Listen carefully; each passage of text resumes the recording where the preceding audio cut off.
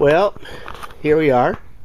Uh, Here's my project car, as it has been for many years. There's the engine underneath here on the engine stand. That's the old engine. That's what I'm actually going to have to rebuild now with a new block. But as you can see, my workspace is extremely limited. I have very little room to work on the car. I have to walk around obstacles constantly, and then here's down the other side. As you can see, it's just packed. There's always just stuff. That's sometimes you have a 1.5 car garage and 5 car garage worth of stuff. And I also have 2 sheds in the backyard that's one's full of car parts, and the other one's just full of junk.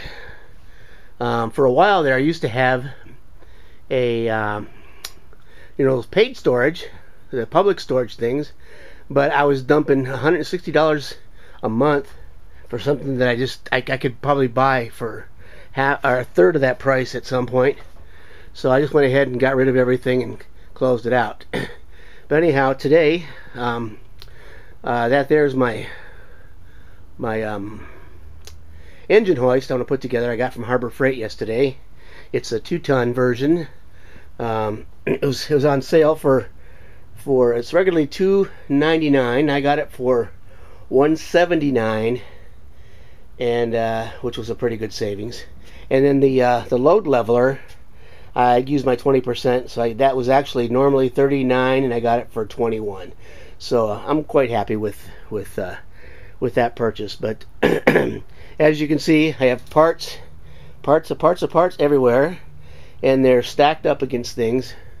So I always say my first job out here is going to be to clean this thing up. Here's the inside of the car, and you can see it's just nothing but a big storage area too. It's got lots of, I got some paper for painting, and I left a seat in there, but nothing else. It's pretty much stripped out. The dashboard I had redone the dashboard some time ago, so I don't plan on doing too much with that. But anyhow, this is going to be the project as it starts. Like I said, I'll be taking this 327 here, and I'm going to keep the heads. I'm going to use all the peripherals off of it. I'm going to pull the crank and see how that looks, hopefully sometime today or something this week.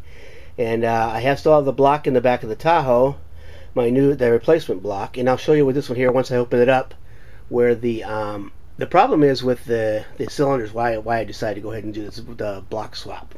So anyhow, that's the start. This is where I'm beginning with, and it's going to be a labor of love here for sure. And I'm looking forward to a lot of assistance from my friends out there in YouTube land. So yep, definitely need all the help I can get.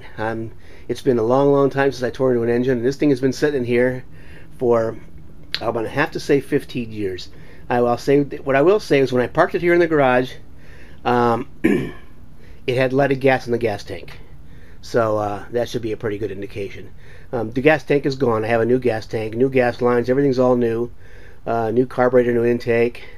So the only thing is, I'm not sure when the guy who I got the car from had the heads redone, if they used hardened seats. I guess I could look and see if there's some inserts in there, but I'll check that too. And if not, I'm going to go ahead and wing it. I've got several bottles of instead of lead that I might use when I'm going to go somewhere. But this is not a daily driver. This is going to be kind of like a once in a while car. So anyhow, that's the beginning, and stay tuned. I'll keep things going. I'll actually come back with this one here sometime today too. So thanks. Talk to you soon. Okay, so that's the crane from Harbor Freight. So there are the pieces basically stacked up, and the hardware and whatnot. The piston is there in that plastic bag. But again, a view of my workspace shows you that I have very little. And here's one of our little friends now who lives around our house. We call him Diego. Anyway, his mama comes around here, and she's had several babies, one of which we've adopted. Now apparently we've adopted her and her last 3 litter, but we're going to take her down and get her fixed because they're feral. The county will spay and neuter them and mama for free, and notch them and ship them and everything else. So that'll be nice. Anyway, again, you can see the conditions under which I'm going to try to do this project, and it's anything but comfortable. There will be plenty of time for me to move things around, and I'm sure I'll be cursing a lot. One of the things I did do for this, in anticipation of the project, though, was I took my airlines, my whole air system, and piped it in.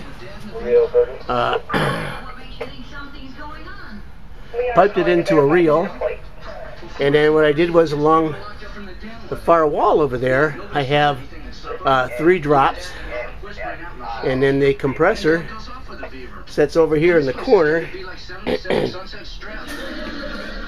There it goes, and as you can see, that in competition with all of my woodwork tools, as well as the bead blast cabinet, it's tight, very, very, very, very tight. So I have cleaned up the engine compartment. It's all painted, and I've rebuilt the steering box. My first thing was to put disc brakes. I put 2 disc brakes on the front, and I also plan on putting disc brakes on the back. And which leads to my first question, if anybody can help me. You see here, now this hasn't been aligned yet by any means, but I took the control arms and I measured them out to what they used to be, and set these ones at the same length. And this one here sets pretty much straightforward, but if you look at the other disc, it's got a marked tilt towards the inside of the car. I mean, towards the center of the engine. So I don't know whether I should lengthen this side or shorten the other side.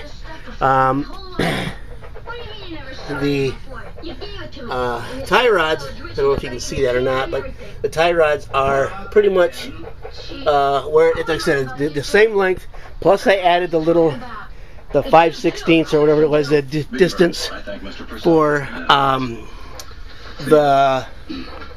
the spacer that had to go in here to make up the difference for the rear caliper, for the front caliper. So anyhow, if anybody can help me with that, that'd be great. But yeah, I haven't had it aligned. And these boxes here are all the parts.